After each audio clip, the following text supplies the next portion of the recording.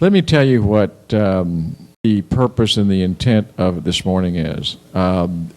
First of all, I want to thank you all for being here. That's number one.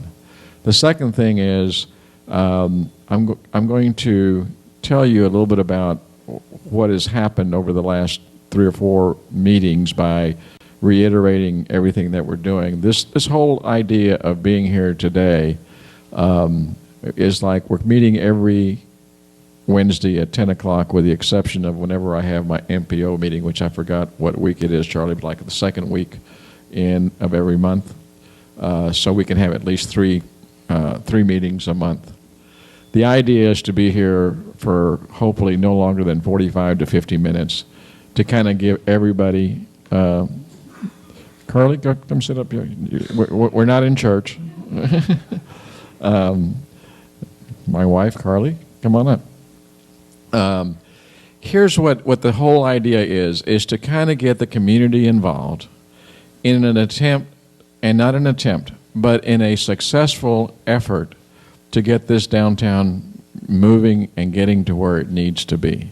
You got to understand that, as we've been told by many of the historical, Peter Goodman and Larry Loft, etc., is that you're going to find out how you can restore things to its original condition, if possible. The second thing is you got to show the evolution. And then the third thing is you got to figure out how it all fits into how you're going forward. I think when I first met with Miguel del Pozo, he said it more succinctly. You got to know where you've been, where you are, and where you're going. So that makes a lot of sense. And Mark, welcome. I want to make sure that what everybody understands here, and after you leave today, is that I want you to go back to your places of, where you're employed, or whether you're living, or the Galleria 409, whatever it is encourage people to come to these meetings while we're getting started. Because what we need to do is we got to make sure that everybody understands that this is not a city commission project. This is not Tony's project. This is not Calvin Walker's project. This is not Peter Goodman's project or John Chosey or anybody else. This is Brownsville's project, okay? So the sooner we understand that we have ownership in this, the better off we are. And so in that particular vein, what we wanted to do is we wanted to tell you, how are things happening? Where did you get these ideas, and why did you get these ideas? Well, if you look at Brownsville and you see all the beautiful buildings that you have, and you realize that you don't have to go create a scene for a movie, you've got all the scenery that you need. The only thing is that you've covered it up. And so you're now going to try to uncover it, but you're going to uncover it so that a private-public partnership can flourish, which means that eventually you want to have people that are downtown, that are living downtown. If anybody's gone to the gas station, you realize that, if I live downtown and if I work downtown, then, I don't have to pay $3.75 or $3.79, whatever it is for gas. Perhaps maybe I can have a bicycle and I can get around all around town without having to spend any money on transportation as far as fossil fuels are concerned. So it's good for the economy, it's good for the environment, and it's good for the person.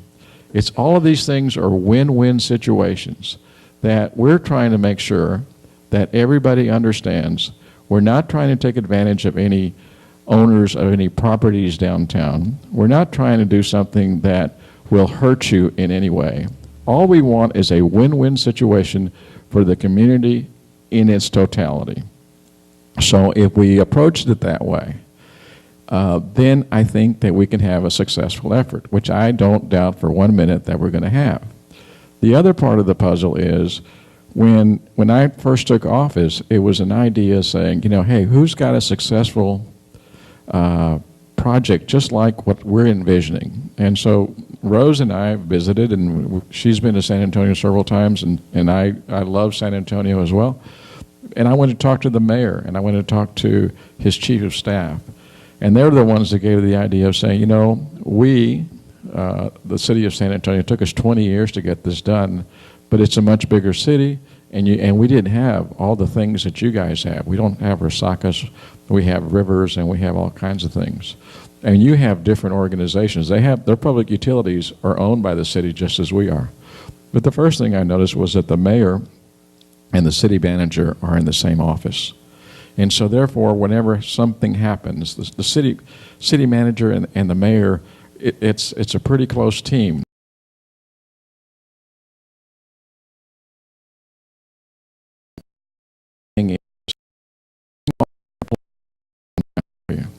Now, why would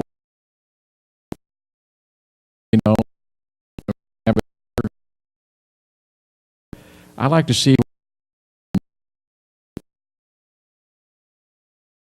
whether you're a church group. And so, life here and after,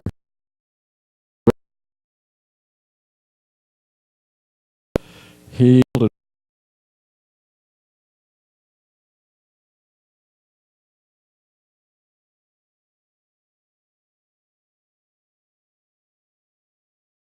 it all into one.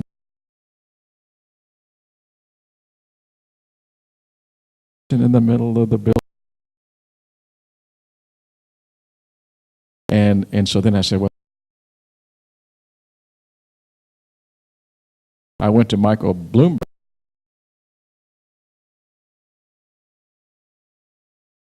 Emptied out the whole.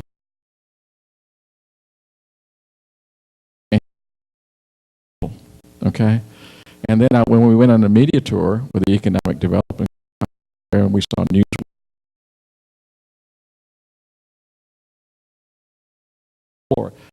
walls. There's just people out there with computers. And, they have one place had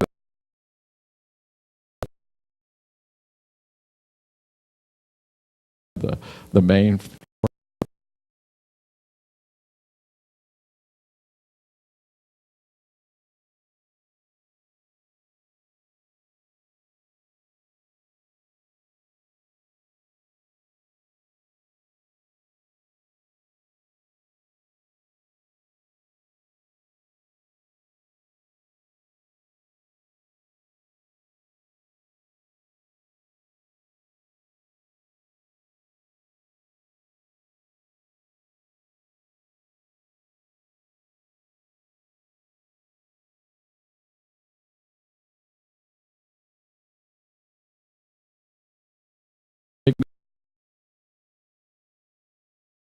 It's no different.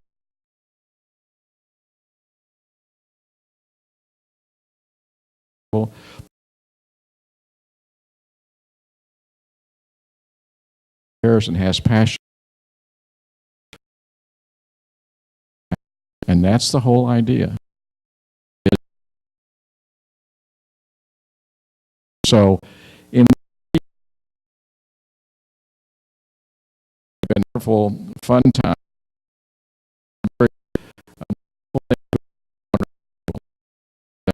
some people may not agree.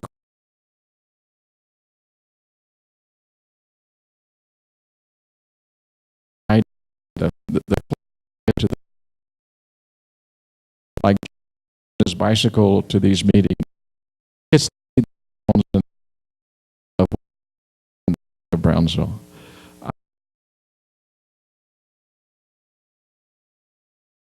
I said,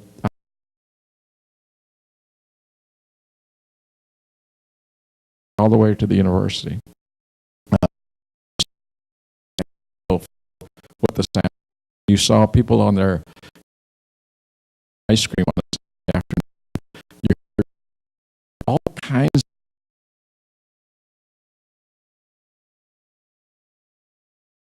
This whole thing got started, and the one is we've got a young man from Dallas who's actually, I guess, was born in Harlingen or grew up in. I lived here when I was 4 and 5 years old. Okay, and so I think you're going to find what he's got to offer very interesting. And I'm going to tell you how.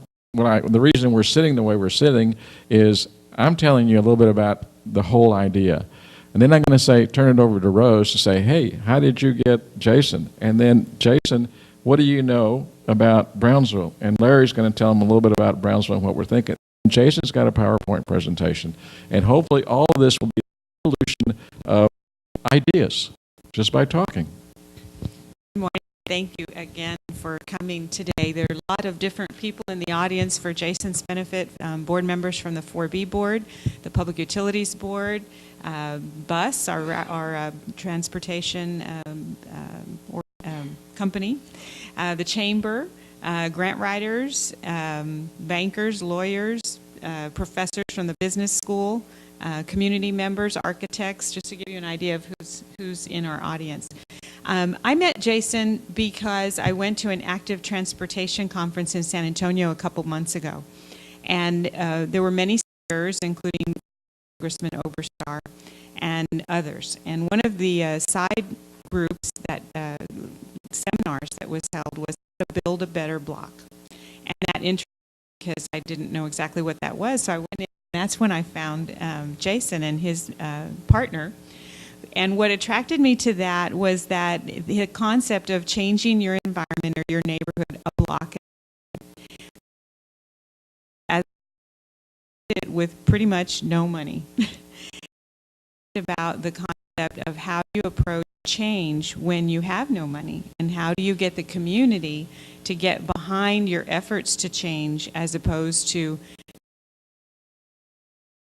that you but energy into ways that you can do something.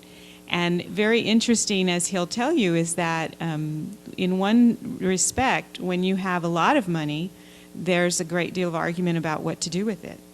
But when you don't have money, that's when real creativity may actually flourish, because you have to make the best with what you have, and people begin to work together rather than separately. So the concept of change, the concept of making your world, your neighborhood a better place step by step or block by block, and doing it when you don't have a great deal of resources, was what attracted me to his presentation and what they've been doing across the country now in many cities very successfully. That's where I came into Jason. So as he begins to speak and the day progresses, please put "I can't" out of your mind. There's lots of time for "I can't," but this morning I'm asking you to think of how you can and what we might be able to do, what we can do if we only had a certain amount of money, which we know we do. What can we do with it?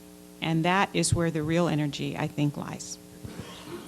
Now, Larry, assume for me for 1 minute that we're going to start a better block with the City Hall. Now, why do you have to tell all of us about what the City Hall is and a little bit about the history of Brownsville and how that fits into Jason's program? Yeah, just the history of Brownsville in, 2 seconds. As you were talking, though, a couple of things came to mind. We, in our own little way, we sort of floundered around and done some of this, maybe not in the way that you're going to be talking about. But I remember when Gorgas Science Foundation bought the Alonzo building, which was, the roof was collapsing and it was falling down 15 years ago. It was the key building of that neighborhood, the St. Charles neighborhood. And by resurrecting that key building in that neighborhood also meant that people across the street, down the street, and up and down in that area began to realize that, okay, this one building is being fixed up now. Let's go ahead and invest in other buildings. So to some extent that happened. Now what's interesting about the Alonzo building and the Cueto building is that they both traditionally and always formed the center of their neighborhoods. There were, in the 1880s and 90s, there were about 4 of these large complexes that were spread out through town. And they formed the place where people came and bought the necessities of the day, but also it was the only place that people could learn about the news, what was going on, because maybe the owner had a 1-week-old newspaper from New Orleans and could say, you know what, I heard this is going on in Europe, and et cetera, et cetera. And so they were the centers of their communities, but not necessarily communities of big buildings and elites, but they were communities that were very mixed. And this building here served not only the beautiful old buildings that were up and down here in this part of town, it also served the Buena Vida neighborhood, which is in many ways, hasn't changed in 120 years. There's buildings there that you can see and you can identify that haven't changed. Very simple, very humble. But the people came here, and so these buildings form the center of their neighborhood and the center for which you can grow out. Our architectural traditions here are a fascinating mix. They're built and surrounded. The brickwork dates back 100 years before this building, more than 100 years, and follows the traditions of northern Mexico. But then they were modified by whatever was popular at the time, Victorian. But you also see buildings here that look like New Orleans. Well, the reason is because when you left Brownsville, you didn't go overland. You took the ship. You went to Galveston and New Orleans. And so whatever was popular there was popular here. And there were influences then that came from New Orleans. So that's why we have a New Orleans-looking downtown sometimes. But again, these historic buildings form such a key nexus for what happened in life 100 and some years ago. But they also still dominate and form the nexus of a rebirth and a regrowth.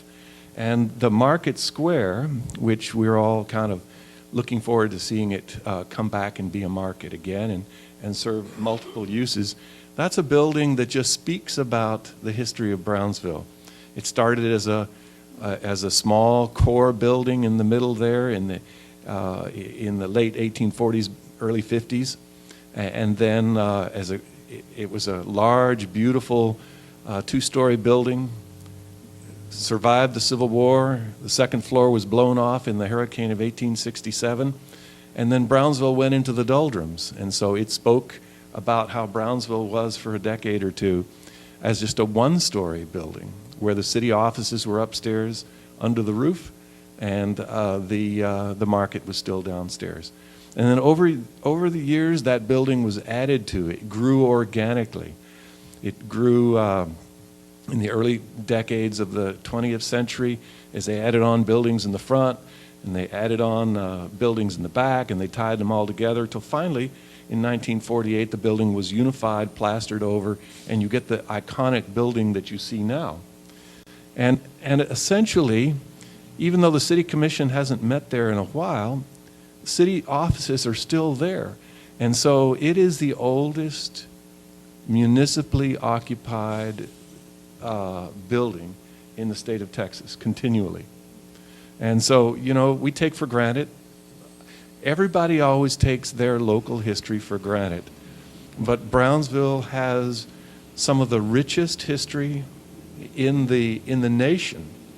And probably, depending on who's doing the counting and how many buildings you can pry out from under all the false fronts, Brownsville has the second highest number of historic buildings in the state of Texas. And we hardly realize that. There is an enormous wealth of history hidden downtown, and each building tells its story. Each building has part of the history to bring forward, and not irrelevant history.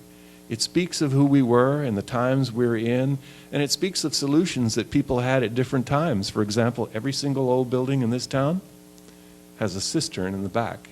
They caught water off the roof, they recycled it, and they used it. And those are all ideas that, collecting rainwater and all those are green ideas that are coming back. So anyway, I can go on and blather on indefinitely. Do you want it back or should I pass it that way? It's not blathering. I think that's great, Larry. Again, you could feel the passion in his voice. But now belongs to you, Jason. All right. Thank you.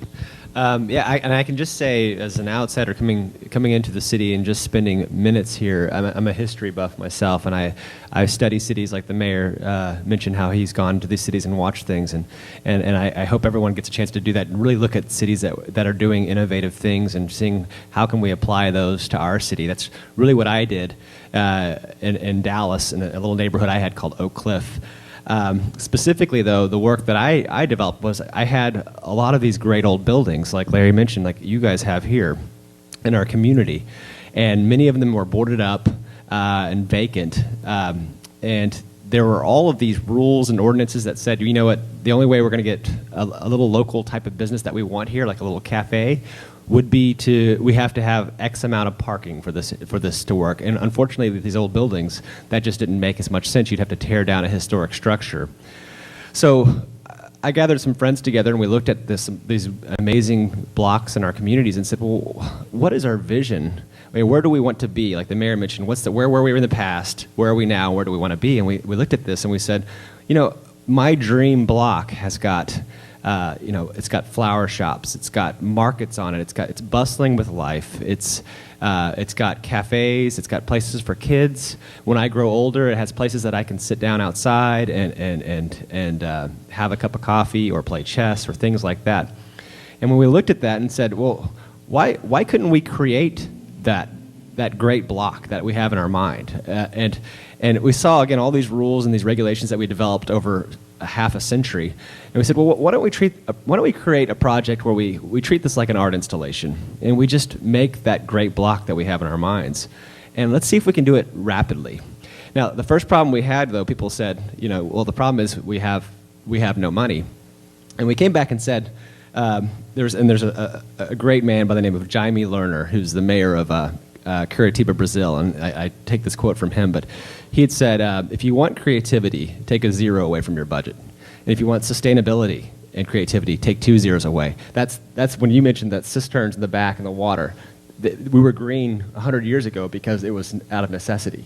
And actually us looking at these LEED certified ideas and things like that, we were doing those 100 years ago. So we're returning to that idea of how did we develop in the past. So we took this project and we said, okay, if I don't have a lot of money, but I have a large scale, I've got a lot of things I want to develop here in this area, how do I make this great block? Well, in the end, I found out we had one great resource that we could create great blocks with, and that was people. We had a lot of people. And I just looked at our area and I said, well, I've got probably 20 nonprofits in this community. I've got Boy Scouts and Girl Scouts. I've got young entrepreneur organizations, all of these groups doing their different projects throughout our community. What would happen if I just had them all come into one area and just make a great block here? We put all of our energy and our time here. And why don't we do it as a demonstration, just to test out the possibility? So that way, if there are any rules that may present a problem, we'll just say this is essentially a block party, if you will. So we'll test out these projects. So we developed that great block, and we did it over days.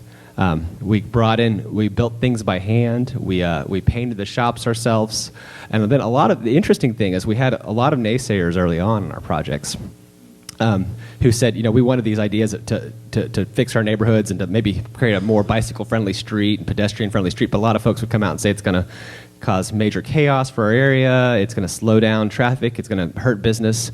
And the thing is, we weren't really using the scientific method. We were just making a bunch of assumptions. So we said, well, why don't we if we take away the fear of permanency and we just demonstrate, we can actually see firsthand what it does to traffic. We can see what it does firsthand to business. We can see what it does to the neighborhood.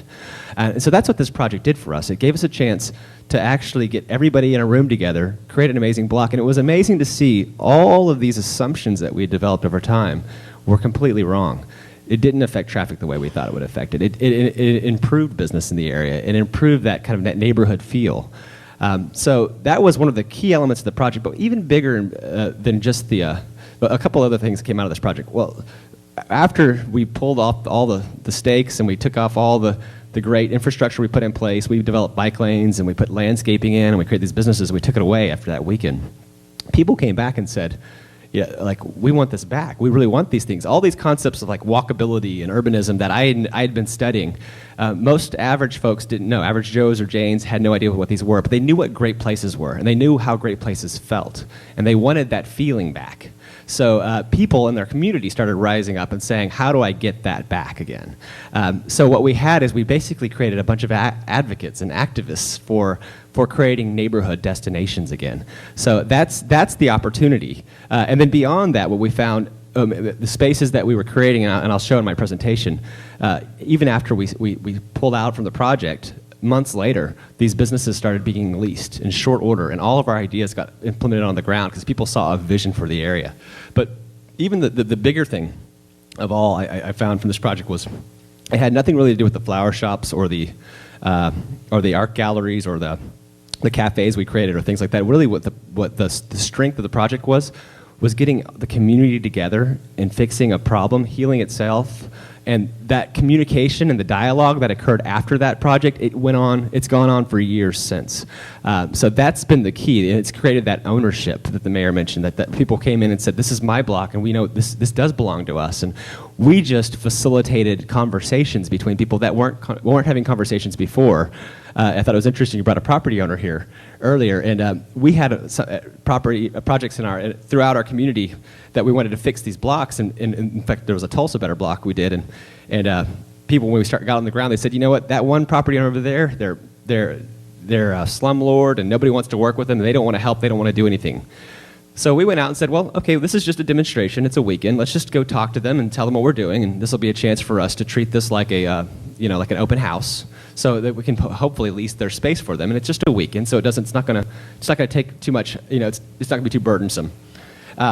Once we started getting the community together and we started talking to this property owner, and he started talking about the past and how he acquired the building and what it meant to him, all these assumptions that the community had about this person just immediately dissolved, and this person became one of the biggest advocates for our project. And now what's been happened afterwards is this assumptions and these myths that were created about this block just went away, and now everyone's talking again. Everyone's communicating. Everyone's building together. They started, the other property owners started working together and created a little merchants association to put money together to put lights across the street and things like that. So that's the opportunity there. It's really creating these platforms for meaningful social interactions, centralizing them, and tying them and hopefully in close proximity to neighborhoods. That's what we found in all these projects. If you can have a neighborhood in somewhat close proximity that you can start attaching to this great place, this great center, for people to linger and just spend time, and that's accommodating to children, to seniors, and to everyone, then you're going to see a lot of you're going to see business occur. You're going to see people want to create great education facilities in the area, so kids are going to start doing better in the area. You're going to see the crime reduction go down. You're going to see improvements in health. And the key point we've found is oftentimes cities want to think big. They want to think this, we need to fix everything. And what we found, the key has been actually to think small, because what you want is to have a lot of small things that equal one great big thing. So New Orleans is an example. It's a lot of great small things. It's a little great coffee shop. It's the little great flower shop. It's the little great book stalls. But it's a lot of those things. And then there's all tied together with great public spaces, great squares and plazas for people to gather. So that's really the crux that we found of this project, is to think small, create deadlines that are short for people to engage and interact, and just bring life back into the area and have people rethink the possibilities for their communities. This presentation, I'm going to take you back a bit, kind of the history of what led up to the Better Block project, and then because there were several things that happened that really led to this idea of revitalizing the blocks in our communities. I've got a group called Team Better Block now. We developed out of this. We just started this project about 2 years ago, and it's now taken off all over the country. There's about 20 different Better Block projects happening around the nation. In fact, there's about to be some around the world now. But it really started in this idea of how do we rapidly start revitalizing our communities, and how do we do it on a shoestring. Now, first of all, talk about where I came from. I was an IT consultant, senior IT consultant for years. Enterprise level, I did enterprise level server development. But at night, I played in a rock band. So I married these worlds of this art and this technology. But and on the side, I was studying things like urban planning and things like that. That's my wife with me too. We both performed together. But when I started looking at what I was doing in my day-to-day life, I was studying these networks and trying to build these giant kind of IT infrastructures for companies. And if you look at these, they look awful lot like city maps, if you will. You have your computers that have these nodes. They're almost like your resources in the area. You have these switches like your intersections and things like that. But again, at night, I was going to these kind of parts of town that were often boarded up, and there'd be this hole-in-the-wall little venue. And I loved those parts of towns. Those were the parts of towns that were full of art and life, and most people were kind of disregarding those. But those were the places I enjoyed being. And so I started, those kind of informed my ideas of how do I make those places more inviting to everyone. one of the major issues we dealt with in Dallas, which I'm sure you guys deal with here in Brownsville, was this perception that people would not actually enjoy these things. They wouldn't go out and they wouldn't do these things. We didn't have the culture for walking or biking. Specifically, we said it was too hot in Dallas. No one's going to walk or bike or hang out here. And then they also said that we're a car culture. People just want to drive here. They're not going to do any of those things. Another problem we were faced with, too, was we were planning to death. We were constantly putting plans out there. And these plans, they all said the same thing. We should create more pedestrian-oriented environments. We should create places for people to linger, more small-scale ideas. But the problem was, and then we also had these 2035 mobility maps. So we had these things that, like, we're going to have a great place in about 20 years. So that was kind of the frustration we had in our community. So how do we, so we thought, well, I don't want to wait that long. I really want to have a great place now in my community, and I don't want to have to spend, work 340 days out of the year so I get 2 weeks off to go to some place I would rather be. How do I make that here? So the first project I took on, I had an old theater in my community called the Texas Theater. This is a fairly famous landmark. This is where Lee Harvey Oswald was captured. But it had been boarded up. There was a small nonprofit group in the area that was trying to raise about $3 million to repair it. And I looked at that and said, how do I repair this now? How can I actually use this space now? Because $3 million in this. We lived in what's called the bad part of town, Oak Cliff. Nobody wanted to be in Oak Cliff, but it had this old historic form which I always loved. So I went in and started studying things around the country.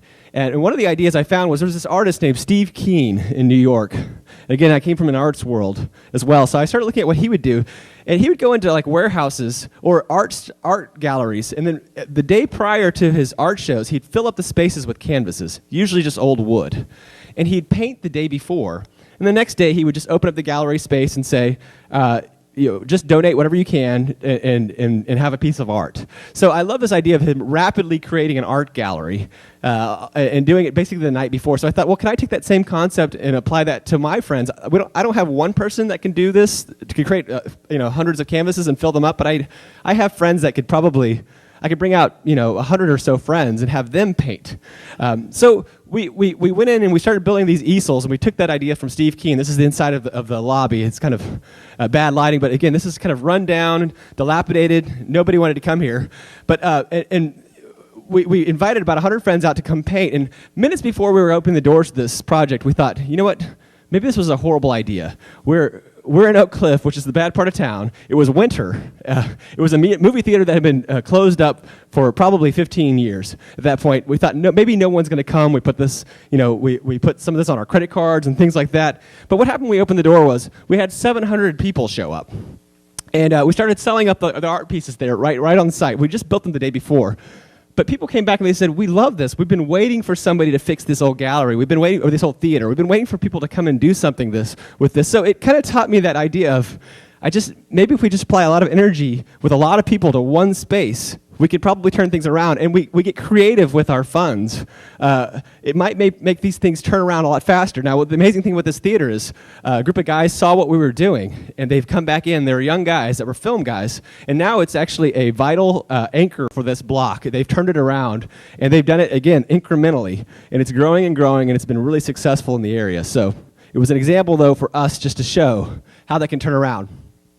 One of the other major ideas that we found, too, a problem we faced in our community was we were trying to promote this idea of, why don't we get people bicycling more? But the idea, the imagery tied to bicycling in Dallas was more of this Lance Armstrong kind of wearing Lycra or spandex and sweaty. And the ideas I had were well, where's that upright, kind of slow, heavy, beautiful bicycling with women in dresses and guys in suits? And why can't we start promoting that? So on our own, we just decided to organize a few folks in our community and said, why don't we create that group? We're going to be bike-friendly Oak Cliff. We're going to be kind of the oddballs. We're going to be riding these heavy bikes. We're going to go slow, and we're just going to try to propose kind of ideas on revitalizing our city with bike infrastructure too.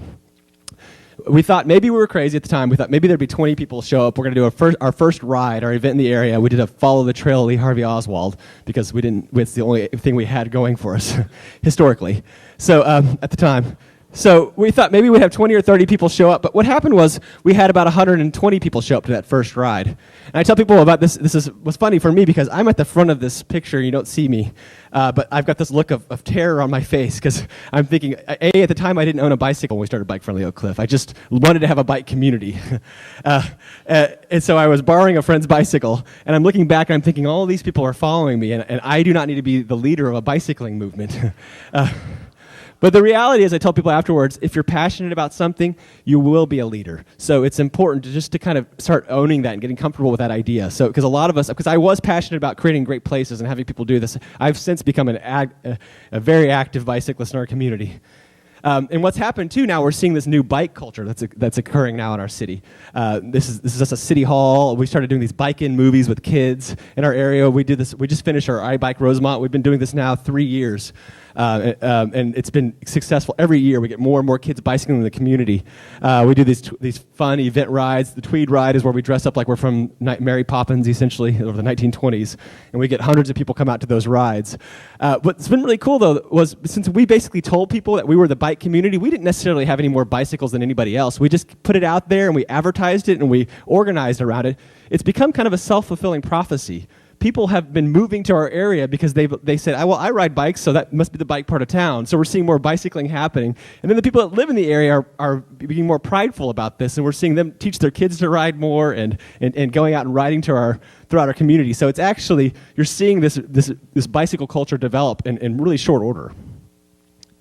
All right, so I'd done buildings, and I had done bicycling initiatives. So I thought, well, how do we actually tackle the problems of blocks? I've got these, and you guys, you have blocks just like this. These were abandoned, vacant. They may have had one storefront that would be there by itself, but it would open for 6 months, then go away. And we thought, well, how do we turn this into the block that we always dreamed of? And what's holding back the possibility for this area? My friends had a little bicycle shop over here in the corner called the Oak Cliff Bicycle Company, and they were a kind of an island unto themselves. And they were technically breaking rules because the area was zoned as light industrial, although they were a retail shop. So they weren't even supposed to be there. So we started thinking about, well, what are the other rules that are actually holding this back from being the kind of place we want it to be? And we started looking at kind of the ordinances that were out there. We saw, well, we had these ordinances that said it cost $1,000 to have sidewalk flowers. It cost a minimum of $1,000 to do street cafes, to have outdoor cafe seating. Crowds aren't allowed to gather on the street. We couldn't have arcades or awnings, shade awnings. That'd be $1,000 per awning. So you imagine every window, $1,000 per window. Or you couldn't use the sidewalk for display of merchandise. So now bookstalls, if you imagine fruit stands, things like that, are now gone. So we took this and we looked at it, and we looked at our block, and we said, obviously, we're not allowed to do half the things we want to do to make this a great block. So what would happen if we just took a day and we broke every rule we possibly could over a weekend, and to try to create the great block we always dreamed of? So we did. We went in and we built our own sidewalk, our own bike lanes. We created cafe seating. We did brought historic lighting into the area. In those empty, vacant spaces, we started creating little businesses that we wished were always there. We took an old car garage and turned it into a kids' art studio. We created a coffee shop. We brought landscaping in. We created flower shops and markets for people. The amazing thing too was after this ended, some of the shops stayed permanent. People wanted them so bad in the community, and they were saying, why don't we have these things? That the community gathered around these spots and said, we will help you keep this going. We will volunteer. Oil and Cotton's a kids' art studio. It's now actually, it does adult art classes as well. It's the anchor for this area, and it was developed for probably a total of $5,000 once they decided to go into a business. And it was really, the only way they got employees to come in to help them out was the community said, we want our kids to be here, so we will volunteer until you're up and running and you're successful. And now they've actually turned the bend, and they're doing really well, and they're hiring employees and things like that. But the community saw the need to have this business here, and they rose up to the occasion and made them stay. Another thing too, if you look at this is the block before our project. If you look at it in Google Street View, it still looks like this. They haven't updated the picture yet. But if you went back there today, I went back and just took a picture about a month and a half ago. It was really cold, but you can see how the street looks now. We just did this project in April 2010. people started coming in and seeing how the street could be and how it could be activated. And literally, this occurred, though, probably 6 months after our project. People started leasing these spaces that had been vacant for years and started seeing the potential for creating little districts and a great place for people. We've also got now money invested into the area because as projects came online and there was some funding that came up, the council members said, well, why don't we make some of those ideas permanent that they've created in the Better Block process? So it really helped kind of, with us putting that vision out there, it helped kind of channel any funds that came in to help create improvements in the area. So we're seeing those hit the ground now. All right, so it worked so well the first time, we thought, well, maybe that was just a fluke. People told us, well, you picked April, so it's a nice time out, and it's cool, and but it gets hot in Dallas. Why don't you pick a hot time of year? So we chose the first weekend of September. We thought, we'll try this again. It was 103 degrees out. We'll do another block. Similar old buildings. A lot of these were vacant, or they had businesses that would go in for a few months and then close. Like Curves was in for probably 6 months and closed. So we had this street that was largely, you can tell it's mainly made for cars. There's no sidewalk on one side. The other sidewalk is broken up. There was a gas station put in the 50s that broke up that historic wall that we love in old main streets. I had a pole with nothing on it. I had just this random things in the area that were holding it back from being a great place for us to want to linger. So we took this block. We brought in 42 trees. We brought in 100 bushes to create pedestrian islands in the center of the street to make it safer to cross the street. We took old pallets and we turned it into decks, because we didn't have a sidewalk on one side of the street. We took that pole that had nothing on it, and since we're the bike part of town, we just put bicycles on it. We made it our own crosswalks. We put cafe seating outside so people could linger and enjoy the day outside under the shade trees. Again, it's 103 degrees outside. I couldn't get people off the block. So it had nothing to do with temperature, and we know that. New Orleans is your example. It gets really hot and humid there, but people still linger outside because they have so many great places for people. And this is one of my favorite shots from this project was we had rendering fatigue. We'd seen so many rendering of the possibilities for what our block could be one day. So people had kind of just given up on that, like, you know what, we've seen so many ideas that this will never get built. It's going to be too costly, it'll never happen. Well, this is something that we did, and we did this in days. We brought these trees out. We painted those crosswalks. We created the art. The bicyclists that came out, they came out because they wanted to. We just created little bike racks for them. So it's not a rendering. Those are real things. And so we found out was we took the same energy, the time, and the manpower that's also often used to develop these projects as renderings, and we just use that to actually build the block itself. So the cool byproduct from this project, okay, this is one of the buildings that was prior to our Better Block. You see bars on the window, weeds overgrown. It doesn't feel like it's a place you want to linger or hang out. It actually kind of makes the area feel unsafe. They've since stripped the bars off. They've repainted the facades. They've added landscaping and added outdoor cafe seating. This happened within months after that project. And there's another building that we use for the Better Block itself. One of the things I loved with this project was it gave us a chance to start fixing things in our area immediately that it annoyed us. This is one of those things where the window shopping was basically gone on this building because they put mirrored glass on it. So we always wanted to peel that mirrored glass off. We peeled that off. We created a little pop-up shop. Today, after that project was over, and this is, again, less than a year, somebody went in and kept the tent off. You can see where we kept it down the bottom because it was hard to peel it all off. But it's become this little wine and beer store in the area, but it's in the neighborhood as well. So it's thriving and doing really well. Okay, so it worked well for buildings and blocks. So I thought, well, what about creating more pedestrian and public space amenities? We had another group in our community that wanted to do a dog park. And they went to the city and said, we want to do a dog park. And the city officials said, okay. We looked through our statutes and what it was going to take. We require a dog park to be on 30 acres of land. It's going to cost millions of dollars, and we'll have to put it in a bond package, so maybe in a few years you'll get a dog park. We'll put it out there. And they came to us and said, well, what would you guys do?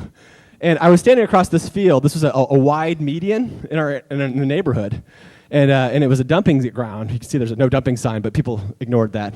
It was overgrown with weeds and everything else. And I said, well, why don't we turn that into a dog park?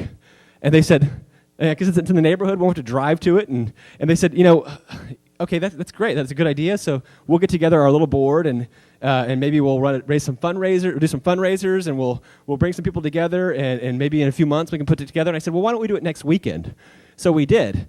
We went in and we just mowed it down ourselves. We created our own park signs. We figured out what a dog park is. It's just a fence. So we just brought in a fence, and that wasn't hard. And we did that cheaply using simple fence materials. But we also figured out another amazing thing about dog parks are they're not for dogs, they're for people. They're great social gathering places for people. So what we did was we started creating swings for kids to swing on. We created benches for people to linger in the area as well. And we put it all under the shade tree so people had a place that was comfortable in the heat. And sure enough, we had people come out in hours of opening this up and just bringing their dogs out and having a great time. The great thing about this project is now it changed the city's ideas on dog parks, and we're seeing this dog park getting made permanently. It's going to be in another area, but not far from here. Okay, so that worked so well. We thought, why don't we try to take another area? Why don't we try to take the most coldest, most desolate, most soul-crushing place in our city we could find, which was City Hall Plaza. The city had brought a great guy by the name of William White out. And William White is an amazing sociologist. Anybody gets a chance, you should study this guy's work. But he would just study plazas. He had a book called The Secret Life of Small Urban Spaces. And he was brought into Dallas, and they asked him to look at what would you do to repair the plaza 30 years prior. And he came up with these great ideas. At the time, though, the city said it'd be too costly, nobody would use this, it's really not going to be worth our time or energy, so it basically sat on the shelf. Well, we actually teamed up with some friends of ours, a couple groups. One of them, I think, is actually here in Brownsville, another project called BC Workshop. We work with those guys and a few others to actually try to build the plan, and we did this in days. We went out, and his plan really just said that we should create some more amenities for people, so seating options, create arcades or awnings, so shade structures. We built that out of pallets ourselves. We see council members playing Frisbee out there. We also brought in places for people to serve food. The BC Workshop guys brought out their shipping container. We had friends of ours that were trying to create a crepe stand, so we said, why don't you bring your crepe stand on site? The amazing thing was City Hall had 1,500 employees in it. The plaza was twice the size of St. Mark's Square, but had been basically vacant all the time. So we basically made it just a place for people to linger. We brought big chess sets out. I heard you guys are the chess capital of the country. That's a great thing to put out on your street because people love to linger and just hang out there. The chess sets have always been popular for our projects, and I actually got that by studying some parks in Switzerland. And that's been an amazing thing too. Is we take every idea you can find from around the world, take the best, and people will assume that it won't work here, but the reality is it does work. And the cool thing is you can do a little twist on it and make it your own, so it's unique. So for instance, like say it's New Orleans, and you have, you want to have that great kind of cafe experience with, you've got these great beignets and this coffee. Well, why couldn't you create the hybrid that's your version? Why can't you bring it with the sopapillas and like this coffee with cinnamon or something infused or something that's this unique thing that people are going to come back like you got to go to Brownsville and have this very unique local experience. It reminds me kind of Cafe Madrid, Cafe du Monde, but it's this unique Brownsville thing and it's unique to them. It's really simple to do, and we found ways to do this rapidly in all of our projects. Again, one of the things I spoke of up here earlier that's been key for us was to think small. Again, our city had a logo called Think Big. And so we wanted to turn it on its head, and we said, why don't we just try to flip that around? Because I don't think it's not about think big. It's nobody says they go to New York and went to this great giant cafe. They always went to this great little cafe. Nobody went to this massive Italian restaurant. They went to this tiny, intimate little Italian restaurant. The thing is, there were a lot of those little things, though, around. Central Park's big, yes, but it's full of little tiny parks inside of it. There's the John Lennon Strawberry Fields area. There's this great little statue with statues areas with the Alice in Wonderland statues for kids. There's places for kids to do sailboats in another area. So it's broken up into these small spaces. But it makes up this one giant thing. As an example, I mentioned this area where we live called the Bishop Arts District. It's the revitalization of our community. This is North Oak Cliff where I live. This area is called the Bishop Arts District, and it's this little set of old buildings that turned into this little boutique shops and restaurants and things like that. I've got a little restaurant there with some friends that we partnered together as well, but there's a lot of these little spaces. There's 30 of them in this little block, but it's only a block in size. It's only a block, and that one little area has had a ripple effects on the perception of safety. It's had a ripple effects on the economics of the area because people want to buy homes all around this. It's had ripple effects on the health of the area because people will now have a place to bicycle and walk to. So you're seeing that happen quite a bit. So the things that we focus on for better blocks is pretty simple. First of all, we find a block in an area that we think has the most potential to turn around, and we typically try to find one that has, there's a couple elements we've identified that really work well. But the first thing we focus on is safety. How do we make the area feel safe? If it doesn't feel safe, everything else breaks down. Your economics and everything, the schools around it, all of it breaks down. So we have to make the area feel safe. And that's not just safe from people getting mugged or things like that, but that's also safe for people just crossing the street or walking in the area. So making it safe for pedestrians and bicycles and cars, so everybody can go in the mix, not just one. The next thing we focus is on how we make the area feel more shared or inviting. How do we bring bicycles in the mix? How do we bring more pedestrian space? Thirdly, we look at stay power. How do we we want people to stay and linger here. That's where the big chess sets come in. That's where food comes in. That's where actually promoting the history and the identity of your area and putting it everywhere so people can sit and read a story or look at a map. People want a reason to stay in an area. We all want that. And I'm going to address that in a moment in how we've actually started fixing pop-up shops and businesses in our area to make them places that people can linger too. Because people want to linger around things they love.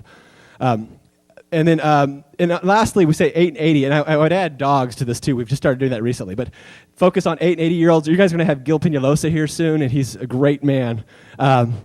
He's got an organization called 8 and 80, but he focuses on this idea of create spaces that feel comfortable and inviting to 8-year-olds and for 80-year-olds. If you do that, everybody else in between will feel invited and feel safe.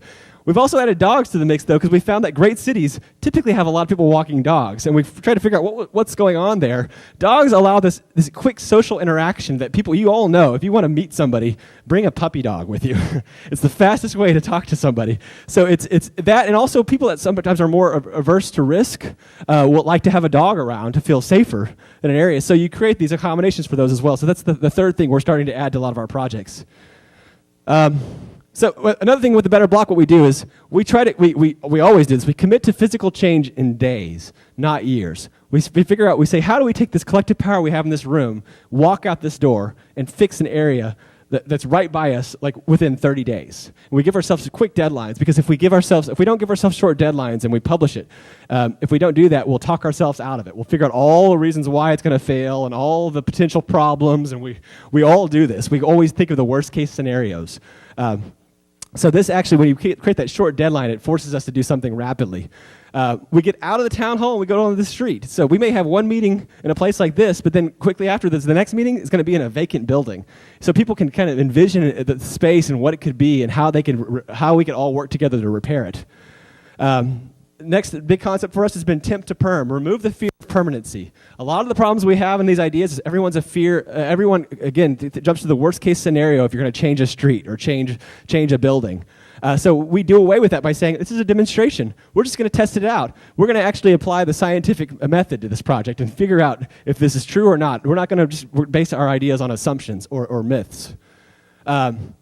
Another thing we talk about is the permanent should promote a timeless form. So look at places around the world that have been working for hundreds of years. Take the best out of New Orleans. Take the best out of San Antonio. Take the best out of Mexico City. Take the best out of Bogota. Take the best out of Switzerland.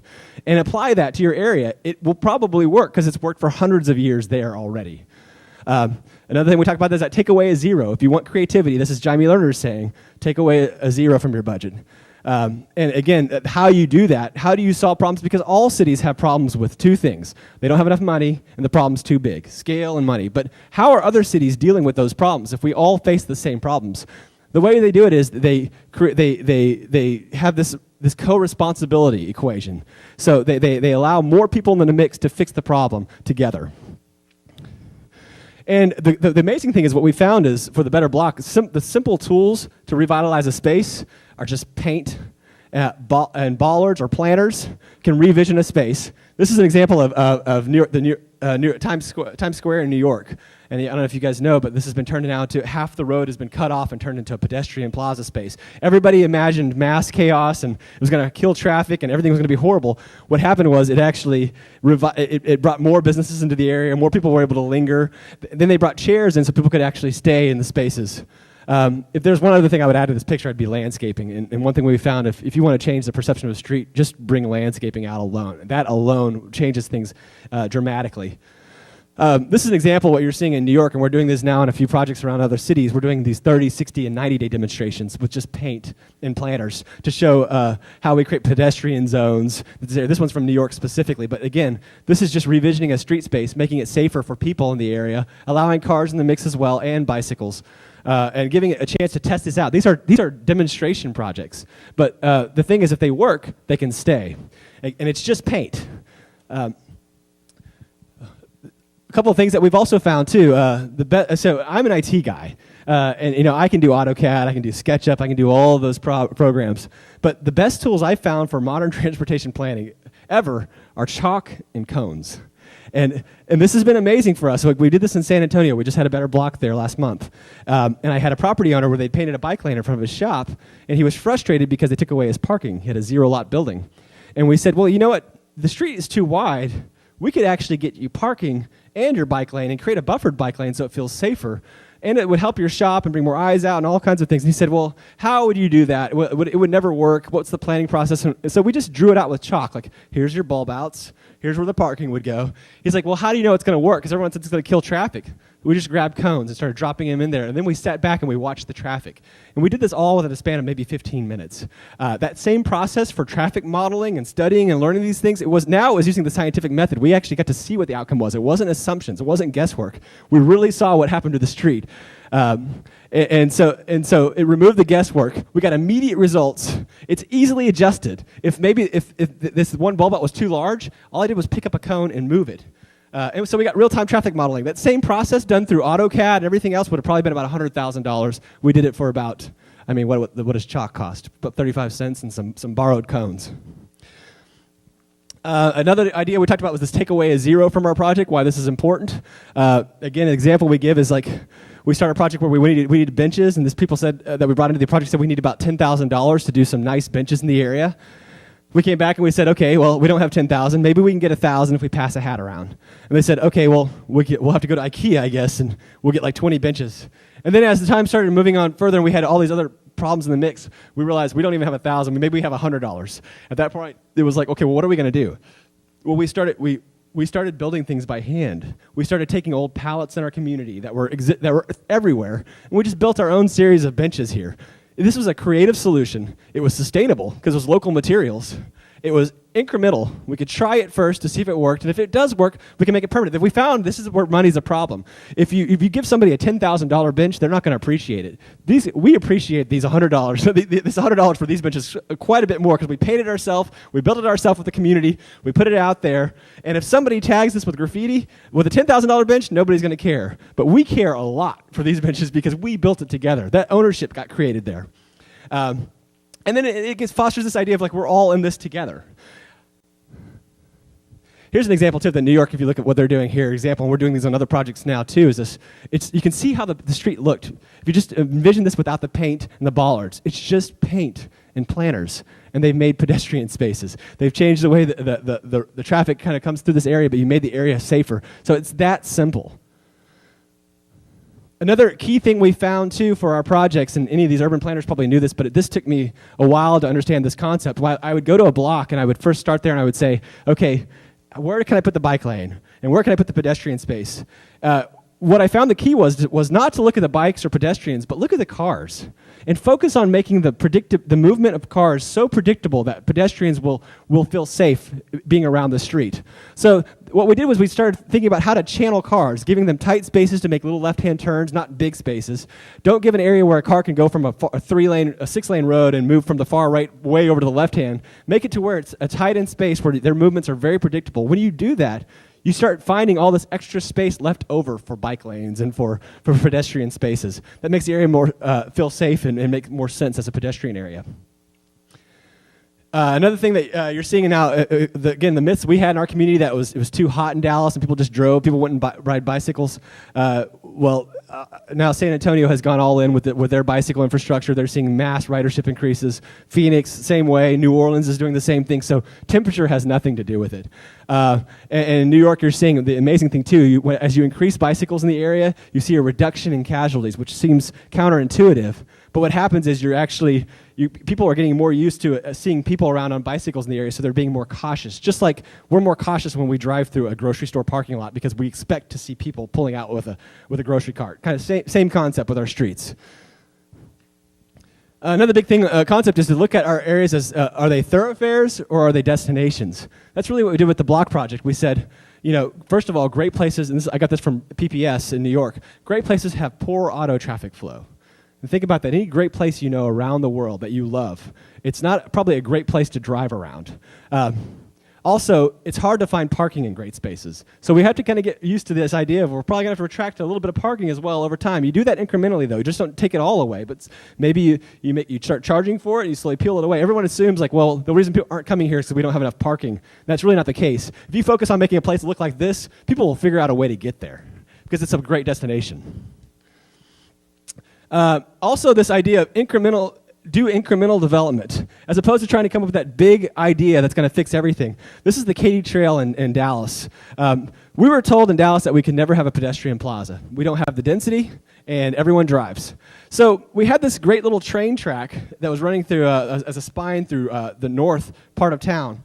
And some property owners in the area said, well, let's just kind of get a Rails to Trails grant and see if we can just turn this into we'll put dirt down and make it into a path.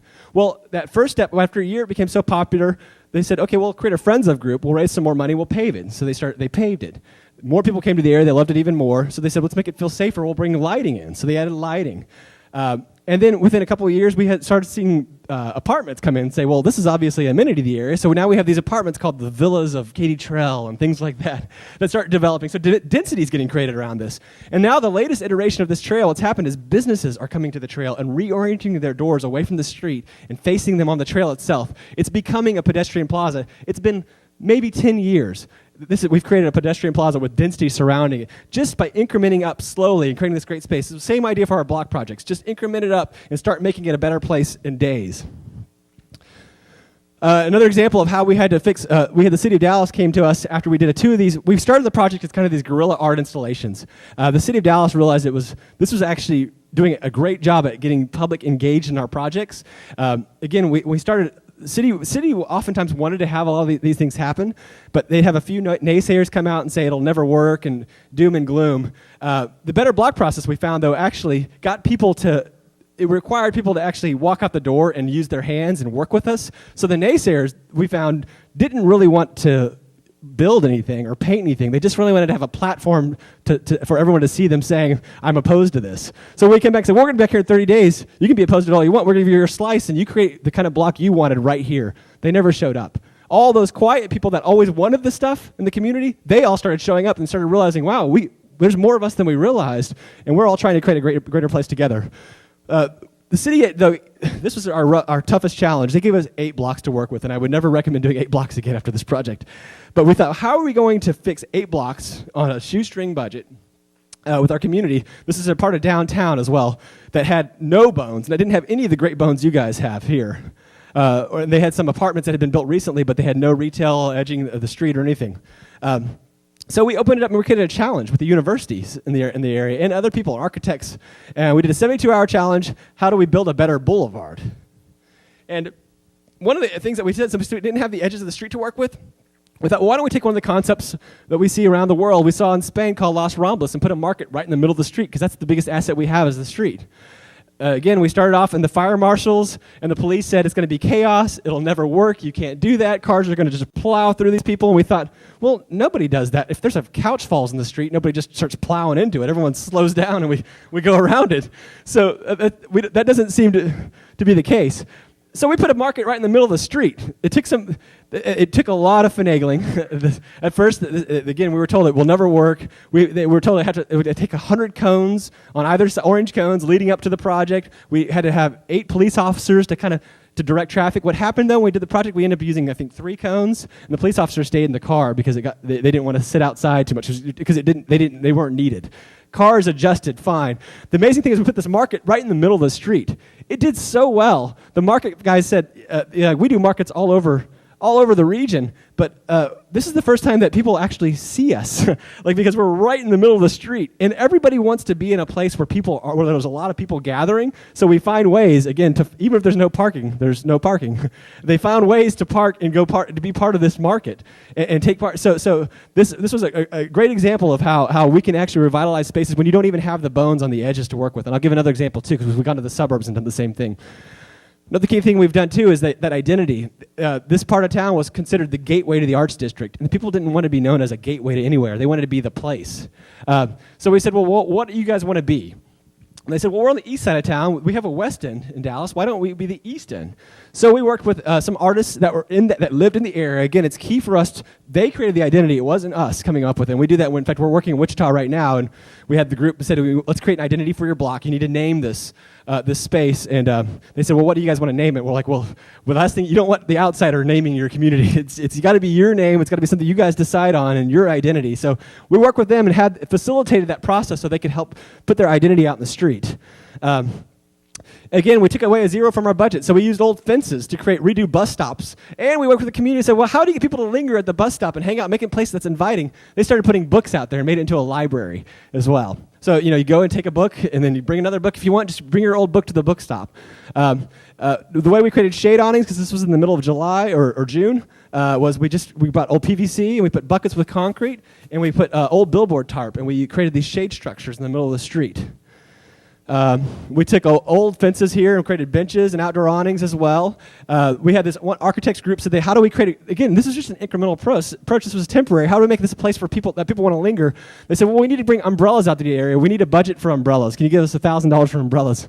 We said, no, we don't have $1,000 for umbrellas. We may be able to find $100. So this architects got all of those old printer spools that they had that were these large plotter spools, put them up in the area, and they told everyone to bring their own umbrella out. And so we did. We all brought our umbrellas out, and we created these shade structures throughout our area.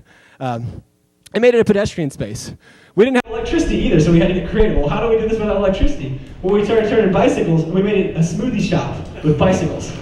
So again, there's mass creativity in anything you do, and people, the smoothie tastes better for some reason when we make it this way. When you have to work for it, especially when it's hot out and you're riding your bike and you're pumping those blueberries and yogurt together. We also took ideas from New York where we saw they were taking dumpsters and just lining them with old vinyl and made swimming pools outside. So we made swimming pools. That's in downtown Dallas. We're swimming. Okay, so we've been doing projects all over now at this point, and I'm going to show some more examples of just some of the types of projects we've had to deal with. This was a project where we didn't have a neighborhood allowed. We like to have neighborhoods around if at all possible, but this is one where there was no neighborhood, and there were a lot of liquor stores and guys, dealing drugs on the corner, and we came to this area, and my partner at the time said he was like, I don't want to be here. We can't fix this. There's nothing that we can do here, and I said, you know what? We're gonna have to figure out. We're going to find a way to fall in love with this block. I don't know what it is, but we're going to have to sit here and we're going to look around and see what we have. This area was very low income. It's probably 90% African American community, low income, and I looked around. I said, you know what? We drove around. We saw these things. Oh, here's another image. Oh, sorry. So we looked at. I didn't include the other image, but we looked at the area and we said, what I do see is when I drove around here, is all these little shotgun churches in the area. So we started going to these little churches and we saw these great gospel choirs. So we're like, okay, they got gospel music, they got great music and art. That's great, because we're always looking for the art component. And then we started driving around. We saw all these guys too out on the corner with these smokers, and they're smoking barbecue out in the front of their houses. So we thought, we got barbecue here too. So we got barbecue and we got gospel music. Why don't we bring barbecue and gospel music to the block, and we'll create a gospel barbecue on that block. So that's what we did. We went in, we took this project, and we took the street. First of all, we went ahead and fixed the street. We made it a public space. We created public spaces. We used straw wattles, simple things that were cheap. We brought plants out. Again, this is my example of just use plants. So if you look at this street before, plants. It's that simple. It makes the place come to life. We built planters as well. We have some historic lights, so we started putting historic lights on the area as well to reline the street and bollards. So it made now the street is safer now for cars and people. When it was 4 lanes, cars can kind of move in and out and go everywhere, and it's faster and more high speed. Now it's slower and it's safer. It feels more comfortable across the street as well. we had those guys with the barbecues come out, and they just started, and they loved competing with the barbecue. Everybody loved their barbecue, so that was fun to kind of bring those people out in the street to barbecue in the neighborhood. And then we created a stage just for the music to perform, so people could perform. The great thing about this too, we had people come to the area in Dallas that never came. They never wanted to be in this part of town, because they always associated with crime and bad things. And they said, I feel like I've actually experienced like a cultural destination. I would usually get in a plane and fly somewhere to experience this gospel music and this great food, and it's in my own backyard. So we were able to talk to the community about this idea of like, you have all the ingredients you need to create a great place. You just need to put it all into one little area, so it's a neighborhood destination. This is an example of some boys out in the area that never had a place to linger in their block. There wasn't seating for them, so we just kind of created that space for them to hang out. Another cool thing we did with this project, and we do this with a lot of our projects, we try to find something new and quirky and different that we want to do on each block. And we oftentimes look at magazines and these cool ideas that we see that we come up with these concepts that look like they're going to be expensive and too hard to do, and we try to figure out how can we do them on our own when we have no budget or we have very little budget.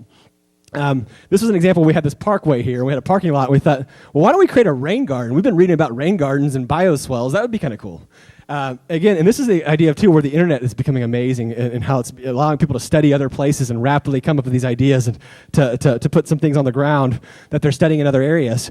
We worked with a local landscape architecture team and said, hey, what is a rain garden and how do we make it happen? They said, really, it's just a trench with aggregate, so the grime and oil that's on the parking lot surfaces can kind of filter through this area first. It can allow the water to sit for a little bit and let plants work and grow in the area, and then the rest of the water that runs off is now filtered out before it gets into the river, so it's a cleaner river as well. So we went out there and we dug a ditch in that park area. We found a bunch of old aggregate and stone in the area that was behind a warehouse in the industrial part of town. We asked if we could take it. They didn't want it, so we used it. If we needed to, though, we were going to go to the river. We had all this Austin chalk rock. We were just going to chip off our own aggregate ourselves. And then we filled that up. That's my business partner there, Andrew. And then we covered it in decomposed granite. That was about $30 decomposed granite, and maybe about $30 worth of plants, too. We put in that were just local native plants. And we created a functioning rain garden on our own. So that was just an example of how that worked. Now, another thing that we found, too, we create pop-up shops with our projects, too, on the blocks. So we've had a lot of experience creating little businesses. So we started figuring out what makes some little businesses work and what makes them not, and what makes them not work. And how do we create little businesses? I mean, if a little shop they're not going to be able to compete with a big box store on price. So what is it they have that's going to make people want to go here and visit them and linger? So we've actually figured out the way you fix local stores is you make them into social gathering spaces, because people want to be around things that they love. And I'm going to give you an example of a bike shop that we helped create. This is the Oak Cliff Bike Company. It's permanent now. But if you look at the bike shop as an example, we created this. We broke the store up into 4 spots: the front, the outdoor space to kind of invite people into the area. We created a front lobby area that has market goods, the retail space. So they have some high and medium price goods, but we also have a lot of local, small, cheap things that are under $30. So you and I can walk out of the store and just buy a T-shirt, especially things that have the logos or the place name on it. People are proud of where they live. So they want to wear that. So create posters and shirts and things like that. Create that retail space. But then create a space that also has the service area, and make sure that's visible, because people that love bikes, and this is true with anything, flowers, sewing notions, whatever, they want to be around the things they love, and they want to linger. They don't want to just walk into a store and buy something and leave. They want to have all of us, if we love something, like maybe it's bicycles, we want to hang out in the shop, but we don't feel welcome. We feel like I've walked it, I've done this, and now I need to go. What we found is you create a service area where people can actually talk to and engage the shop owner and be a part of that process, because they want to watch they want to see how these things are being built and how they're being modified and how they're being improved. And then the fourth component we found that was important in the shop, and we did this with this bike shop. Exists in the bike shop in our area now, is there's a social gathering space too. There's a place to linger, and it's in close proximity to the service area, so people can see what's happening and they can engage the shop owner. So this is the way those little local shops can beat any big box store. They become that great place for people to gather and linger, and it's say it's a mountain bike store and you guys love, or not, I'm sorry, a mountain out rigging store, out gears. Like you take that same philosophy, engage the front of the street, create a retail area, create an area for people to have a service desk, and then create an area for people just to linger and gather and stay in the area, and then program it.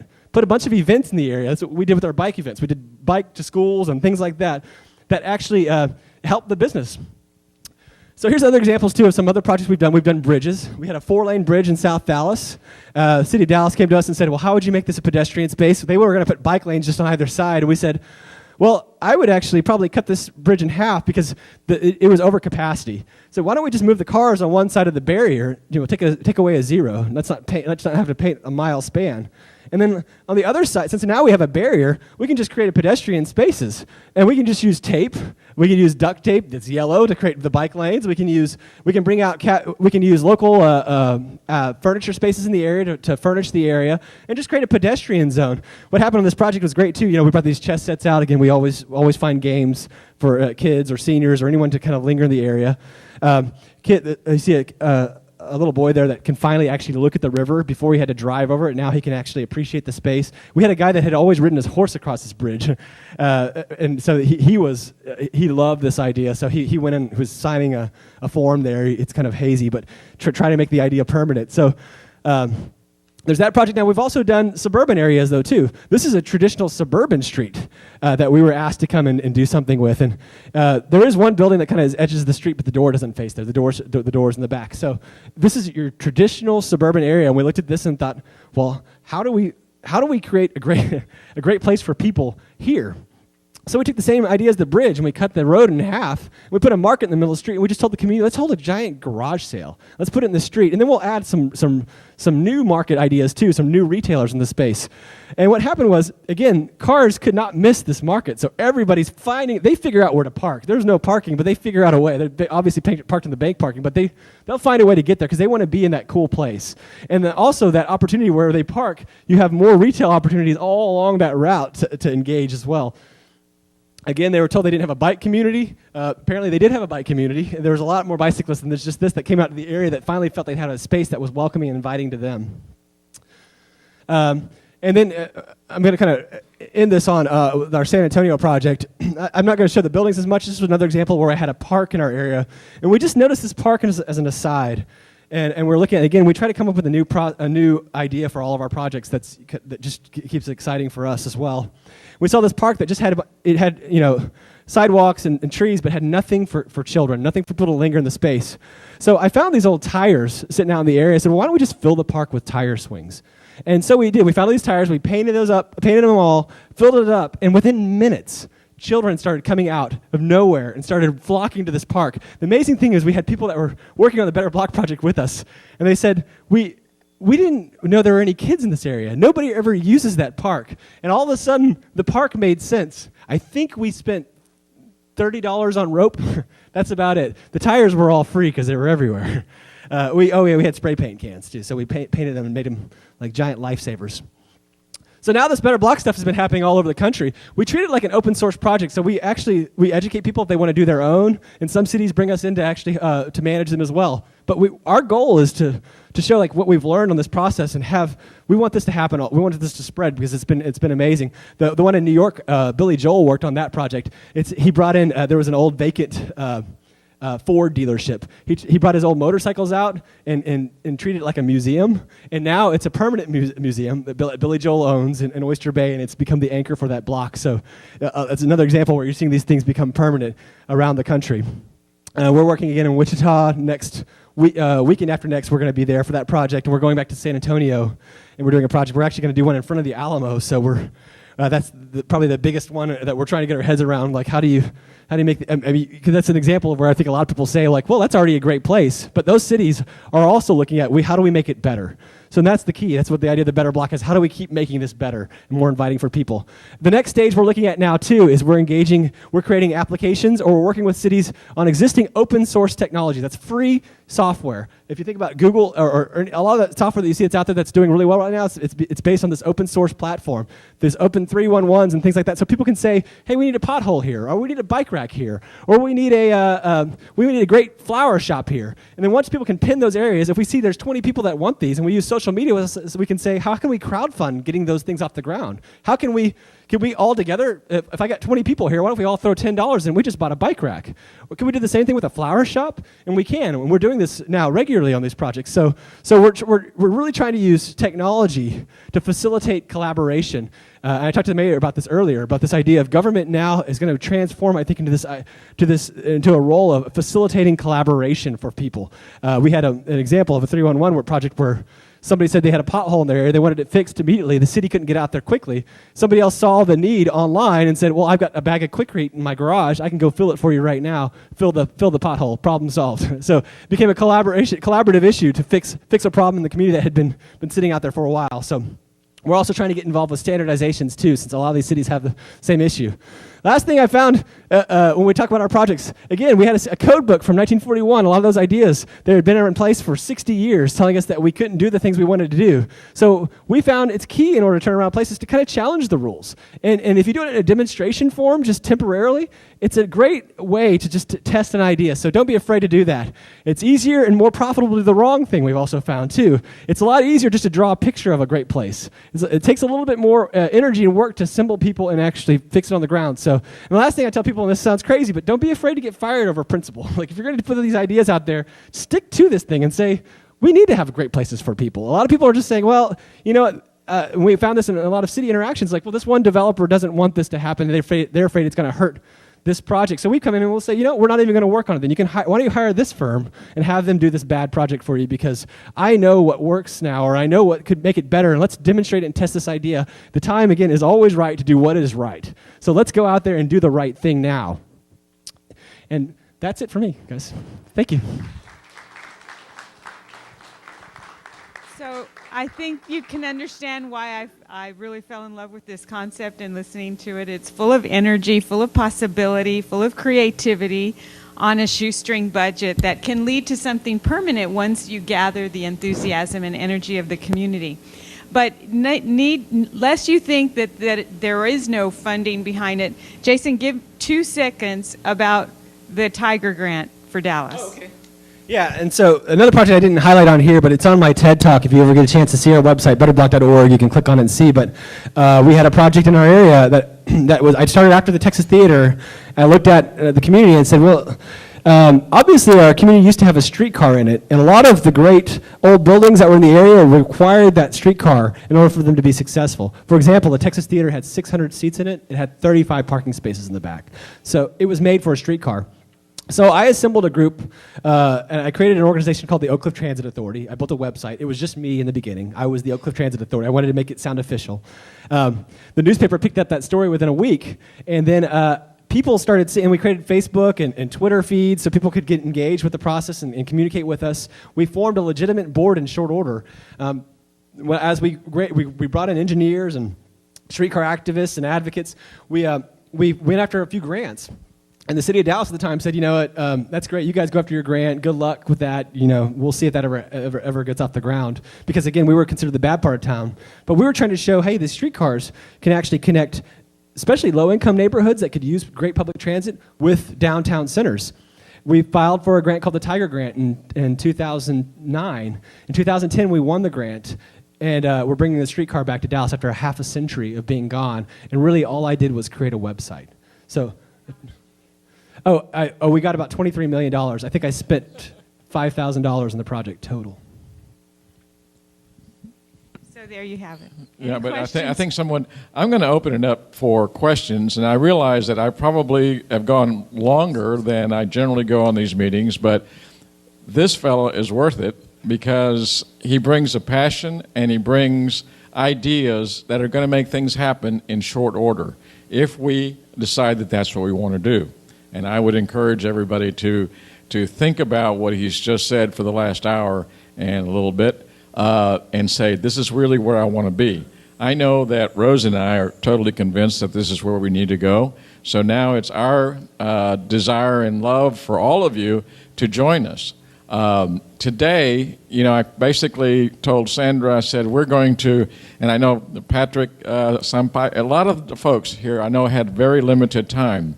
But what we did, because, and I think Rose is still, we both of us being a doctor, being a lawyer, we said, today we're going to devote totally with the time that we have with Jason to maximize his ideas, his thoughts, and I think he's got to take off this afternoon and go to Dallas or Wichita. But for the rest of the day, I can't assure you a gourmet meal, but I have fruit, I have sandwiches, I have leftover tacos from this morning. We're going to spend the time going with Jason, and we had decided that, if we want to start something that we have already had some experience with regards to the meetings that we had with Larry and everybody else, Roberto, is let's start that first block at City Hall, okay? And so I invite all of you to spend a little bit of time with us if you have the time. I would love to have everybody stay. But again, I don't feel bad if you have somewhere else to go or need to go somewhere. But from here on out, remember what we're trying to do. And remember that all the things that he's talked about, all it took was a little passion, a little time, and a little effort. And not much. Because what happens is, with a little bit of money, we can make it go a long way. And I see Pete over there. He's not frowning, so that's good, because our CFO always worries about how much money I'm going to spend. Well, we're not going to spend a whole lot of money, and once we get people to understand and to realize that how much you can do, because that's part of your community. You own this community. I don't own it. Rose doesn't own it. All of you own it.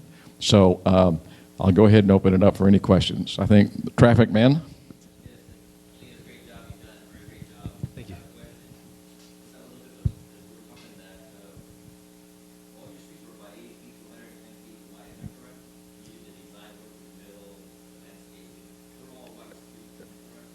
Some of them were wide. I've actually worked on smaller ones, so we've done the gamut of streets. But I would say in Dallas, the second better block we brought all the trees in, that was a 3-lane road, and probably that was 20. I imagine that was a 36 foot curb to curb. It may have been about 52 feet or so. But yeah, but the 3-lane road though.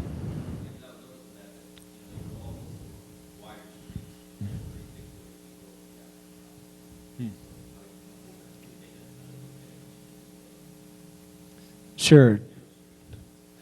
Yeah, I think, but since you guys have got these great short blocks, so you have the opportunity, I think, to change those streets. I mean, I know a lot of people say that not to do one-way streets, but when you have, like New Orleans, they have the one-way streets that you can actually turn into with pedestrian areas, or they've got wider sidewalks there, so it's not as much of a problem. But there are ways to revision the streets and thin those out, even when they are already small, and just move traffic to another area. Again, the goal is to create neighborhood destinations, and people will find a way to get to them. How were you able to convince the city, wheels of bureaucracy trying to slow it, when there's an ordinance that prohibits you from doing something? How were you able to get the city to allow you to do something on a trial basis before you went through the process of changing it? Well, we found actually most cities have this process built in to do these 90-day trials. Now, the better block, we would just take out event permits, and with event permits, you basically do a block party where you do a block closure, street closure, and you could do. We treated our projects like an art installation. We would say this isn't really a coffee shop; it's an artist's vision of what a coffee shop would be if it were here. It just really happens to sell coffee.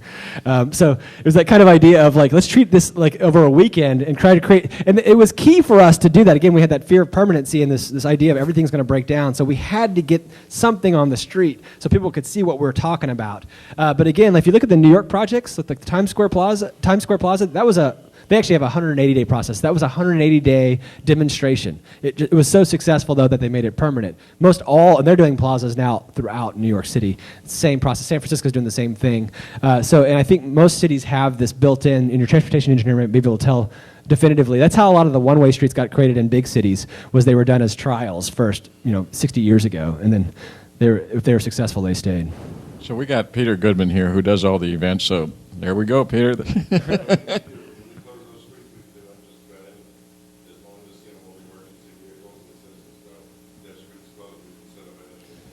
Now, the one thing that we changed, though, we would take out these events, and we would do like a block closure, but we would still allow cars in the mix, because for us, it was important for us to show how to create a complete street.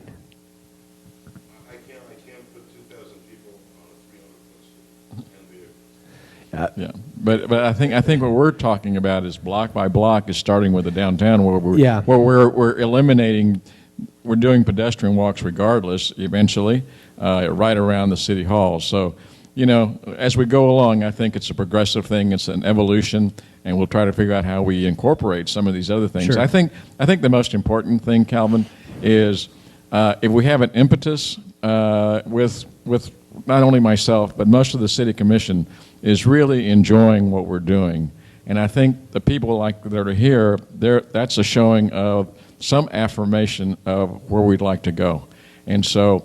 I think we have to sit there and say, we've got to figure out with Peter on events, on things that apply. If not, we'll take a look at the ordinances and see how we do a provisional ordinance that perhaps maybe we don't have. Just remember what Jason's saying. It's temporary. It's not set in stone. So if a car is inconvenienced or a store owner's inconvenienced, it's not forever. It's trying it out to see whether they like it, or whether the people like it. And we have a university right across the street that we're going to tour Jason through in a little bit with an enormous amount of creative energy in those students. And you've heard me talk about them before. They would love this. I think Irv would agree. They'd really get into the creativity of it. And so that temporary possibility drives the vision and the initiative to find a way, and then later make it permanent. And in the end, maybe we can grab one of those Tiger grants. Anyway, and that's the other thing is once we kind of take a look at, because you got to realize what we said before is all roads lead to Rome. All roads lead to the city hall. And the other thing is that the second road that leads to the city hall or has to come from the other direction is the university. And Irv and I have had the pleasure of traveling together and watching what things can happen. We've been actually in New York and took a look at that place where right by the river on the west side of New York. And it's just a gorgeous thing that can happen with a little bit of effort and not much money. But one of the things that we've learned through I don't know if you all read about the Vista Summit that took place in Edinburgh, but the first one was right here. And the University of Syracuse chancellor came and spoke to us as to the merit and the energy that you can exchange if you bring the university into the town and vice versa. So hopefully that's also something we're going to get our good friend here to go take a look and see what he has up his sleeve on that one if he doesn't have them rolled up. Okay. You know, one of the things that Cal alluded to was, in addition to that, the private sector is part of the importance of making them have an education of changing the factor of how it's going to work. Because a lot of times, especially downtown, the first thing that people, owners that they have here, they want to park in front of it, they want to close their business. Changing, closing the street, making directions, that's going to have a big impact on developers. And I think the private sector versus public sector and the university, they all have to work together to unify lives. Well, I right. will tell you this morning, Jaime Martinez, who owns a place right next door and who's got over there on the corner of Adams and 11th, I saw him working over here. He's had Danny Montes. Danny Montes was working on this building, so he said, hey, can he come over there? Sure. So I saw Jaime this morning, and I brought him over here to introduce him to Jason.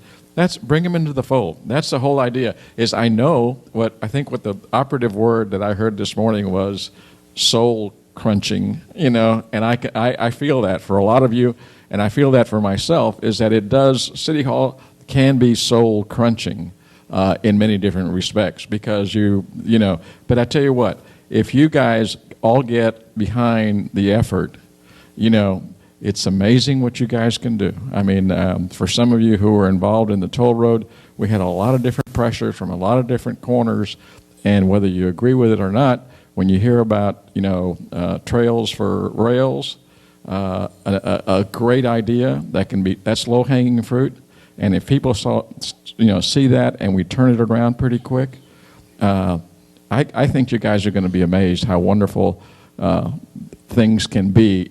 Like I said, I think the whole idea is we want to make this place a destination. It's not a drive-through. It's a destination. Yeah, and you're right with the private side, and that's what. In fact, I'm a restaurant owner as well. In fact, and I started applying some of these concepts in the Better Block on our restaurant. We start taking away parking, and my other owners would be like, "We can't do that." Like, no, let's just create a great outdoor cafe experience. Like, this is great. Then I started taking another parking space and put this giant bike rack. I thought I can get 11 bikes here, or one car or 11 bikes. And what's happened is all the bicyclists in the community descend onto this one restaurant because they want to be here, and all these people want to sit outside and enjoy this cafe experience. Again, they find places to park. If you focus on creating great places, amazing places for people, the business will succeed, will thrive. In fact, it's been the beauty too at the Better Block process is I showed you the before and the after of those businesses. They just figured out on their own, because you're right, they needed some education for us to show them, if we create this great public space in front of your place, you're going to need some help to understand how to engage that space to make it work, because there's a way to do that. That's why the idea where we broke up the shop into 4 spaces, like there's a front door that needs to be engaged with product and brings people in, and then there's a social gathering space as well. So. Real quick, I like your concept of demonstration projects that are temporary. We were talking earlier about the city of Kyle. They have a development there on Creek that really embrace urbanism. And they have narrow streets. They have all their garages in the back, all the parking's in the back, and the front is all pedestrian friendly. But the funny thing is, if you were to propose that type of project, you would have all the naysayers come out. But yet, when you look at that huge residential development, all built that way, they've been retaining their house values the best. The houses that come on the market for sale in that area sell the fastest compared to everybody else, because people realize it's a great place to live, a great place to it's built for people. You found the key there for all of us is you got to count because things don't matter for cities unless they're counted, we found. And that's what we're trying to get better at this as well. We're showing, we need to be able to show, like you can show this example, this is what the home values are now, and this is what the walkability ridership is like, this is all of these things. You can't argue the scientific method at that point. Everything else is anecdotal. Like, if I take this away, it's going to hurt my business. Like, well, maybe, but why don't we test that? And then I can say empirically, actually, here's the before, your tax revenue. Here's the after your tax revenue. Here's the crime before. Here's after. Here's the home sales in your area. Here's how the schools are doing in your area, and all of those things. So it's that demonstration period allows us to do that. That's what the one thing I would love to engage the university here with is getting some counts. And you guys may already have this quite a bit this here, but before counts, because I think. Just having the vision to do these kind of projects, like you're about to embark on this new reawakening, I think, of Brownsville, downtown Brownsville, and it would be good to see before, and it'd be great to see during, and it's going to be amazing to see after what happens with this. Go ahead, Art.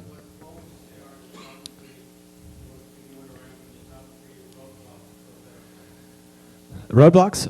Okay. Well, right off the bat, in all of our projects that we've developed, when we first put the idea out, people envision the worst case scenario. So they tell us there's no way you can't, again, with that market you saw on the street, you can't have cars and markets. That's just not going to work. Where we talked about the thin street, you can't have that thin street. Our thing is there's a concept called the Wooner Street shared space, where you have these thin streets and you allow the share. New Orleans example where they do close Bourbon Street, but there's a time there before the actual closure occurs where it's not closed and people are just ambling in and out, but no one's getting hit. It's what happens is whenever there's people engaged in the space, cars act differently. So, but the thing is, there's an assumption that cars are just going to barrel through people no matter what. So really, what we have to do is the biggest hurdle we have is getting people to understand if you make this place feel comfortable for pedestrians first, cars will think differently and people will use the space differently. And that's been the biggest hurdle for us. So that first one, there's probably three. You're right. The second one is attorneys.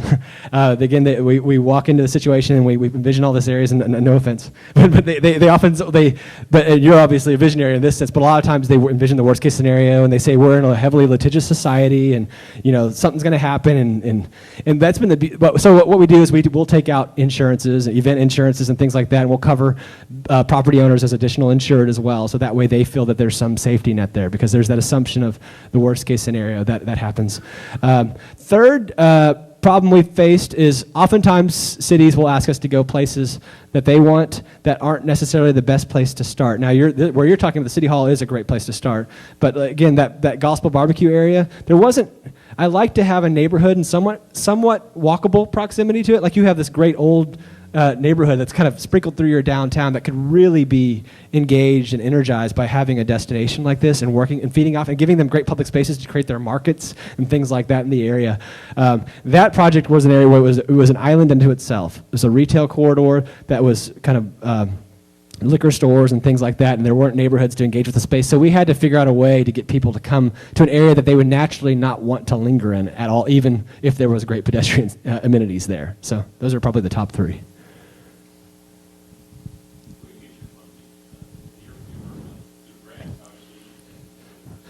Well, it's interesting you say that. We're now branching off with Team Better Block. Has been a private consulting agency. My teammate is an urban planner, so I'm an IT and creative director, and we do real urban planning as well.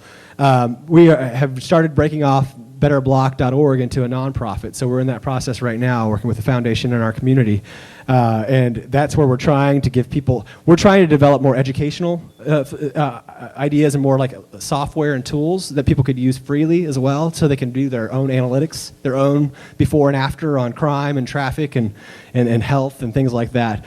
So that's where that's going. But our funding, though, comes from a series of areas, cities. San Antonio specifically, that project was part of their Complete Streets initiative that they brought us in on. They've actually now started making the Better Block as part of their planning process because they found that for the public outreach process, it's amazing because it gets people engaged better than a town hall with pictures and charrettes. It's like it gets people on the street and experiencing that space. So that's how they brought us in. In Wichita, they did a comprehensive bike plan. So the bike group, the prime consultant brought us in and said, we want the Better Block team here to demonstrate the bike facilities. So that's how we're being brought in. But we're about to go to another area where it's going to be it's in Atlanta, where a private developer is bringing us in because he's trying to revitalize an area that he's just acquired. So it's all over. What time is it? Is it noon? Not quite, but we're going to wrap up in 5 minutes because we're going to take Jason on a walking tour downtown. No cars, walking tour. And then we'll be back around 12:30, so you're welcome to come back. And we are then going to take him through the university to see the lovely buildings there, possibly down to the Rab House if we have time. And then back at 3:30 to say goodbye and have him speak to us about some of his visions, or rather his concepts of what he saw downtown.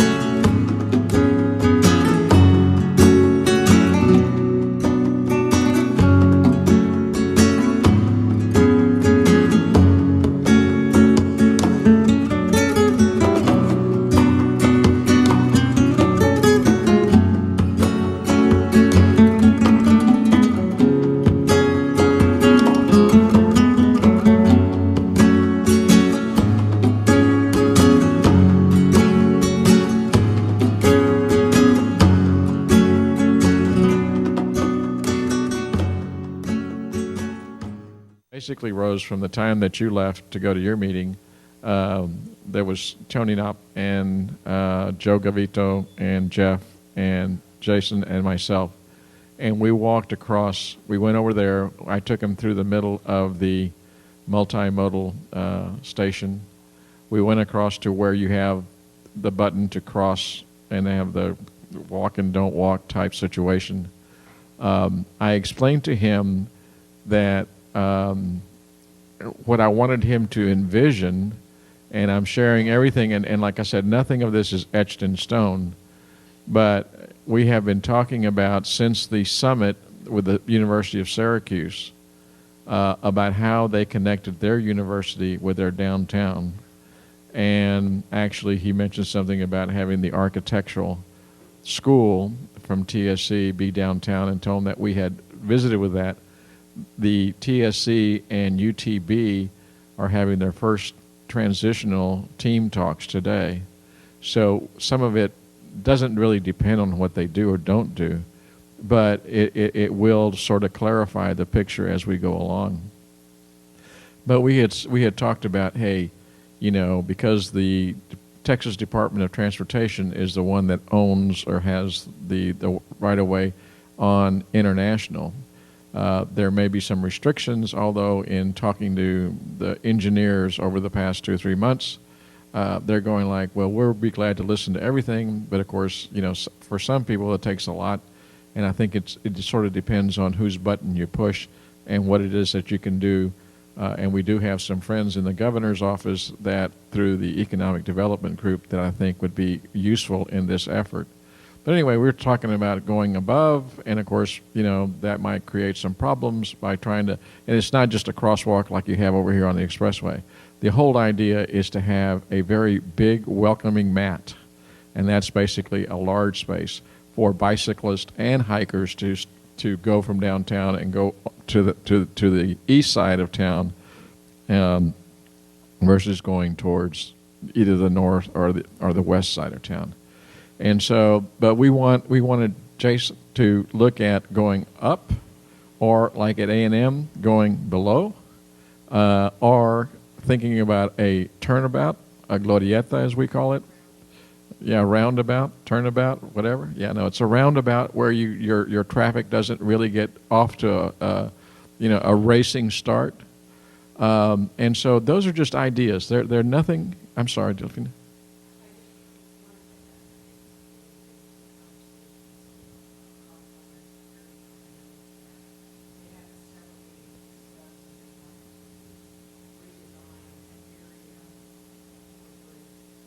Yeah, no. I had that visit with Freeman, I think is his name, and so there. And again, you have to bring so many people to the table, but you got to start the conversation somewhere. But he's as fellow as we got a conversation. So again, his approach towards those ideas are not so much the logistics as it is what really works and what really works fast and what really works for a long time. And I think what we're finding out in this day and age is that, we can plan for the future and we can plan for tomorrow, but you can plan for both if you're really good at it, okay? And so I like the situation where it says, I got a pothole, and you dial 311. Is that? It's an internet source, and you say, somebody might call you back and say, if you're looking for the city to fill this pothole, you're going to wait a long time. But I happen to have the filler, and I'm going to go do it for you. And that becomes the conversation and the dialogue of neighborhood. Those are the kind of things we did a lot of. Now we improvise and do it in today's market. So I like everything that we're talking about, and I'm a very big believer in that neighborhood concept. So that's the way we get the dialogue going. But anyway, we went through the campus. Tony Knopp did a wonderful job of showing us which were the old buildings, which were which were acquired, which were retrofitted, which were placed from different areas, and what Larry had done, and where the provost is, and then kind of showed them the Resakas, and we went all the way to the east end where the new entrance to the university is, and then we walked around the side. Where the golf course is, and then went across the Resaka, and then Joe had his van, and so we came back, and we had a nice walk. They claimed that my predecessor would have never made him walk, but I will. Anyway, that's part of the education that we had while you were gone, and so what we didn't get a chance to do is to go out anywhere else, and so what we had asked Larry to do is to show Jason, more particularly for Jason's, just a real, small segment of what has been working on and what's hopefully in their future as well as for the downtown. But I think probably, Jason, the most significant thing that, welcome, come on in, hi. The most significant thing, I think, if anything, that we can get out of today is that we really need to have a sense of urgency. I think, Rosendo and I were talking, I think once we get a little bit more action and we show a little bit more results, then I think we get a little bit more belief into what we're doing. And and when you say soul crushing, trust me when I feel the pain of some of these poor souls that have been working in this, whether they're citizens of the community or whether they be with the city, whatever, my heart bleeds for you guys because, I would have, gone ballistic. Patience is not my greatest virtue, and I think the good Lord put me in this position to learn that one.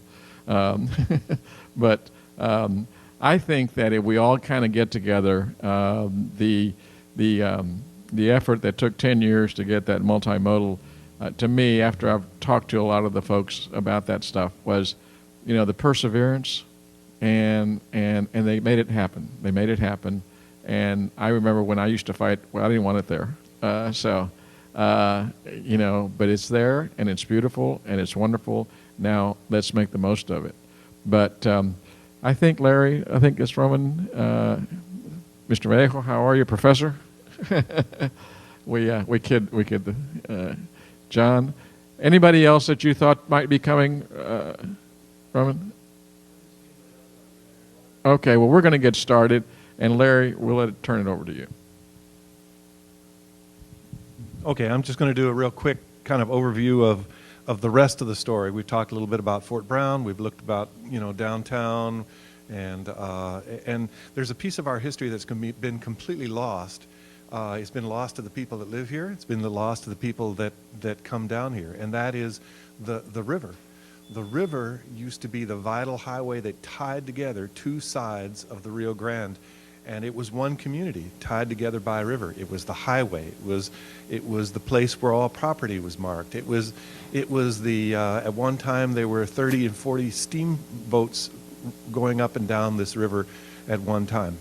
And we've just sort of lost that whole piece of it.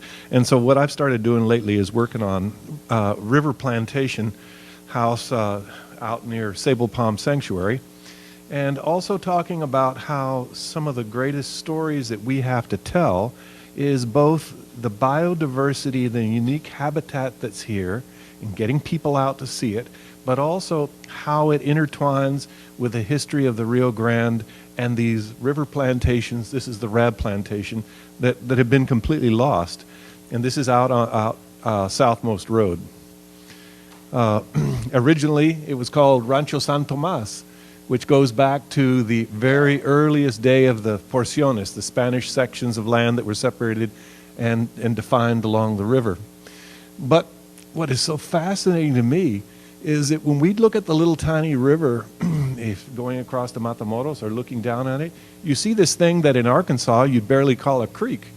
I mean, it's this little tiny little rivulet, almost like a drainage ditch.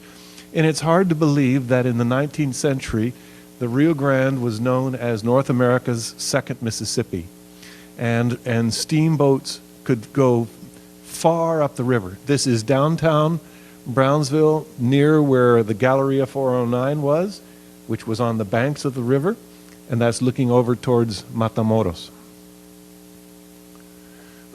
And here's the last steamboat that used to run up and down the river, and again, this was a riverboat city. And everything revolved around, the life flow revolved around it. And families, it didn't divide us. It brought together the Delta.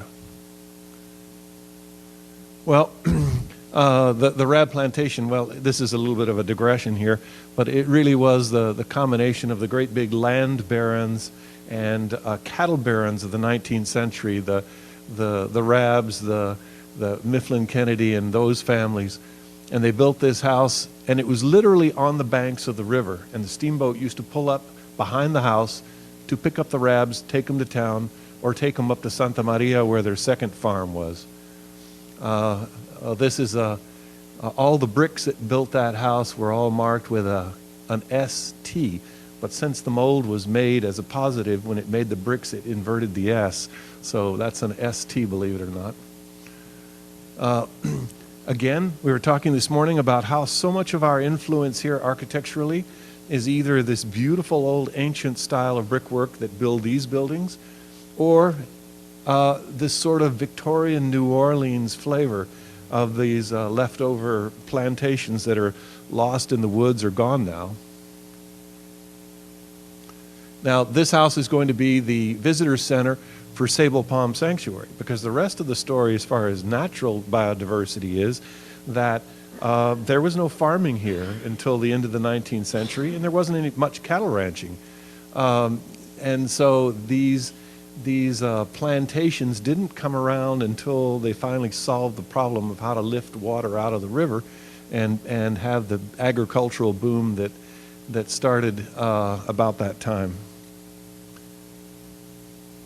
Now, this was also the place, these river plantations, where with the land barons and property barons would get together and rule South Texas with their scheming and plotting and working with Wells and the other boss that controlled South Texas.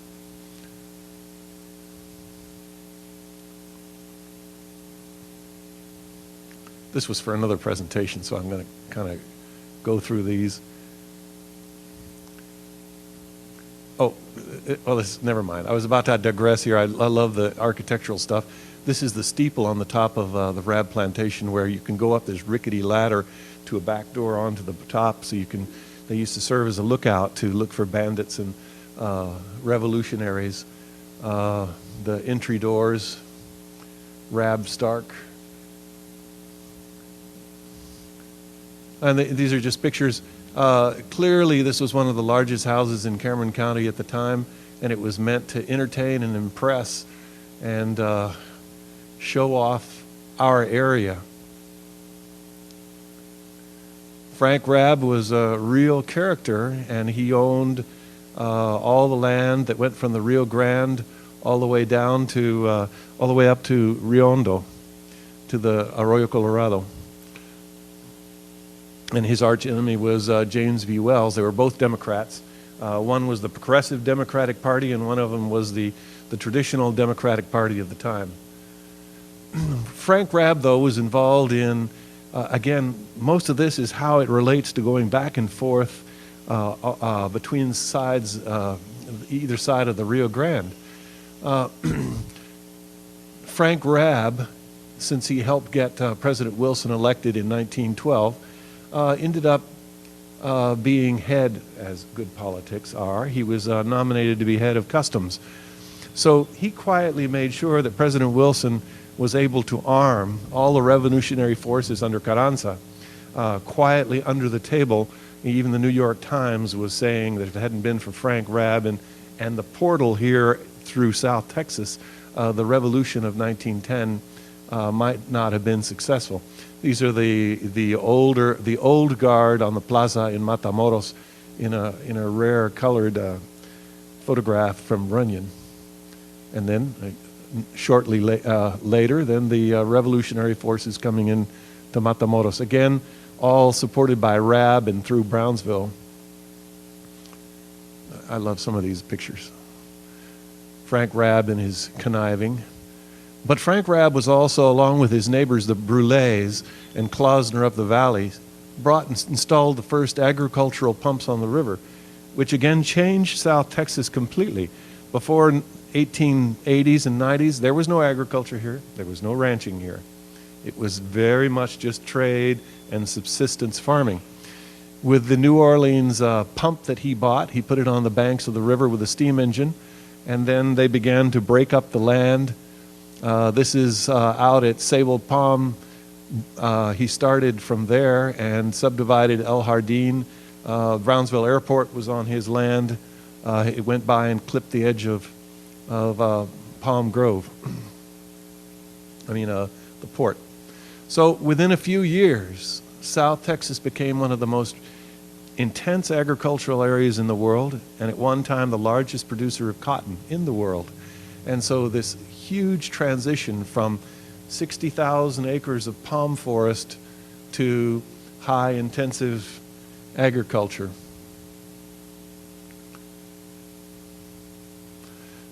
This is a picture of Sable Palm Sanctuary in 1952. You see there's only one tiny little patch there besides that old course of the river. See that little dark patch between the Rio Grande and the Resaca? That was the last 29 acres of the 60,000 acres of palm forest that survived. Well, that's it now, reforesting. But anyway, again, it's one of those neat biology assets that we have that no one else has, and part of the story of South Texas. So I guess my point is, there are so many facets of our area that even those of us who live here barely have heard the stories, let alone people that we want people to come down and visit us. You were talking about how, okay, a signature food or a signature this or a signature that. We've got just an enormous amount of resource that is underplayed and little known. Okay, these are just some of the wildlife that is found out there, the national bird of Texas. I think that's called a mosquito. Okay, well, that's it. Anyway, the history of the river and how it tied us together, bound us together, although we now focus on it being the thing that separates us, that was not the case for most of our history. So anyway, that's my little digression.